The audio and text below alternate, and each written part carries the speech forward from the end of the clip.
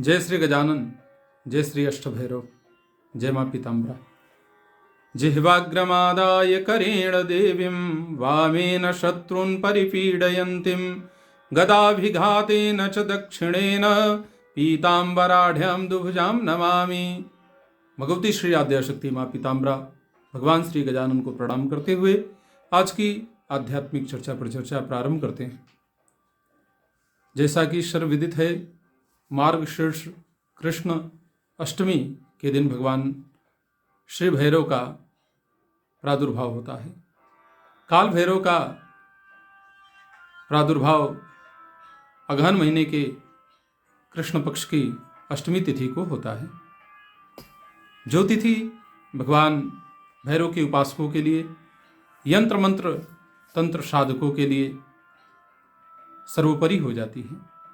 भगवान भैरव भय का हरण करने वाले हैं, बाधाओं का हरण करने वाले हैं, कष्टों का निवारण करने वाले हैं, शत्रु बाधा से मुक्ति प्रदान करने वाला है और यत्र तत्र सर्वत्र विजय भी दिलाने वाले हैं।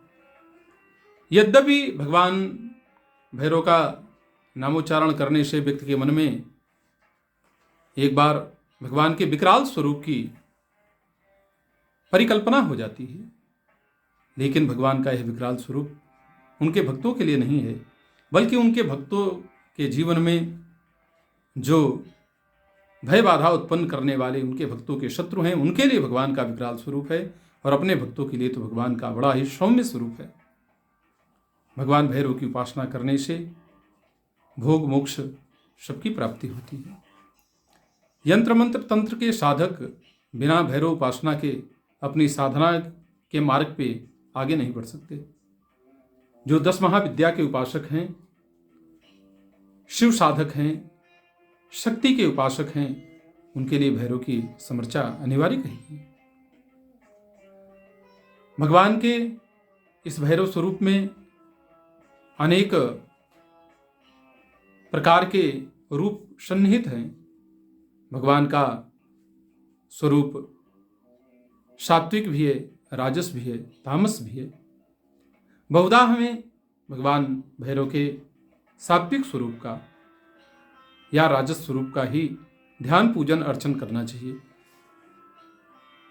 भगवान की तामसी आराधना से हमें बचना चाहिए। सात्विक आराधना में सात्विक विधि विधान के साथ में भगवान भैरव को हम लोग पूजें तो निश्चय ही हमारी कामनाओं की सिद्धि होगी। भैरव जयंती के दिन जो इस वर्ष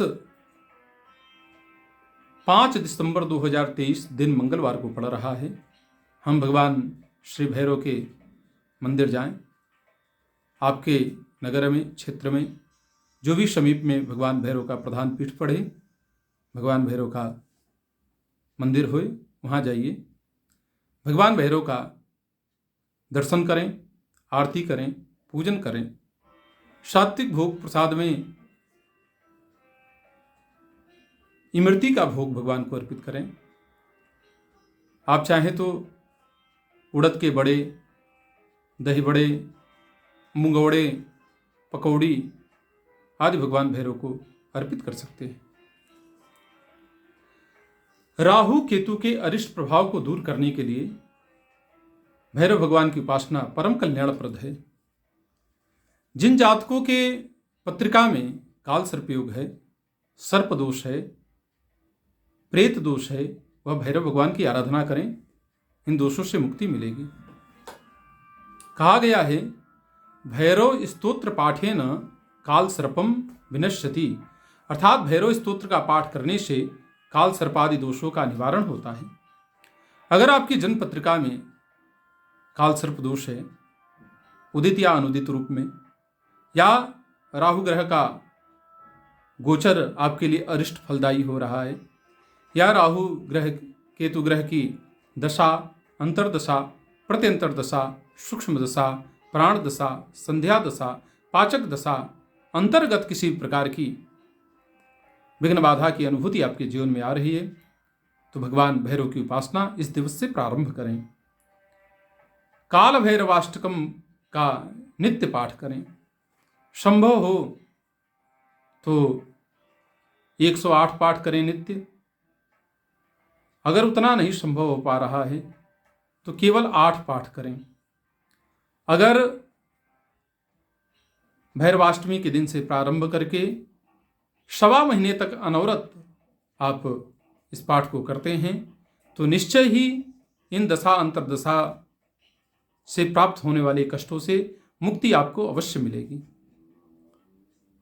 अगर 1.25 महीने तक निरंतर पाठ करने में कुछ बाधा अवरोध आपको लग रहा है कि इतनी निरंतरता नहीं बन पाएगी, बीच में कहीं खंडित होने का भय हो, तो भैरवाष्टमी से प्रारंभ करके आगामी अमावस्या तक इस पाठ को अवश्य करें। न्यूनतम 8 पाठ करें। नित्य साधना में, उपासना में अगर 8 पाठ भी नहीं कर पा रहे हैं तो कम से कम 1 पाठ अवश्य करें। प्रथम दिवस का पाठ आप भैरव मंदिर से प्रारंभ कर दें और आगे चल के नित्य पाठ आप अपने आसपास किसी भी शिव मंदिर में कर सकते हैं, देवी मंदिर में कर सकते हैं, या अपने घर के देवालय में भी कर सकते हैं। शत्रु बाधा से बहुत अधिक अगर आप परेशान हैं तो काल भैरव जांजीरा का पाठ करें। भैरव भगवान का कोई भी स्तोत्र पाठ करें तो आपके लिए कल्याणप्रद सिद्ध होगा। पाठ करते समय सरसों के तेल का दीपक चौमुखा अर्थात 4 बाती वाला दीपक जलाकर पाठ करें तो कल्याणप्रद होगा। भगवान भैरव को इमरती, उड़द के बड़े, मुंगौड़े, पकौड़ी, दही बड़े आदि का प्रसाद अर्पित करें। यह भगवान भैरव की उपासना निश्चय ही आपके जीवन के लिए कल्याणप्रद होगी। इसके अतिरिक्त अगर भगवान भैरव को साधना चाहते हैं, कुछ विशिष्ट प्रयोग करना चाहते हैं तो उसके लिए आगामी पुनः संभवतः कल तक मेरा एक और वीडियो आ जाएगा जिसमें भगवान भैरव के अन्य उपासना साधना के संदर्भ में आपको जानकारी प्रदान की जाएगी। बारंबार आप लोगों का धन्यवाद। आप इस चैनल पे बने रहें। व्यासवाणी अध्यात्मवाणी को लाइक, सब्सक्राइब, शेयर करें और भगवान भैरव की उपासना में तल्लीन हों। भगवान भैरव आपके समस्त मनोरथों को सिद्ध करेंगे।